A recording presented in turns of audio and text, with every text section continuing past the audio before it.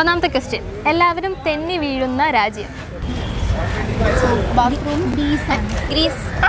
Correct answer ആണ്, Greece. 100 rupees ആണ് കിട്ടിയേക്കുന്നത്. ഓക്കെ, അപ്പോൾ അടുത്ത ക്വസ്റ്റ്യൻ, ഇത് വലിയൊരു ക്വസ്റ്റ്യൻ ആണ്, ശ്രദ്ധിച്ചേക്കണേ. ഒരു ആൺപൂച്ചയും ഒരു പെൺപൂച്ചയും കണ്ടുമുട്ടി. അങ്ങനെ പരസ്പരം ഇഷ്ടപ്പെട്ട് പെൺപൂച്ച ആൺപൂച്ചയുടെ ചെവിയിൽ സ്നേഹപൂർവ്വം ഒരു കാര്യം മന്ത്രിച്ചു. എന്തായിരിക്കും പെൺപൂച്ച പറഞ്ഞത്?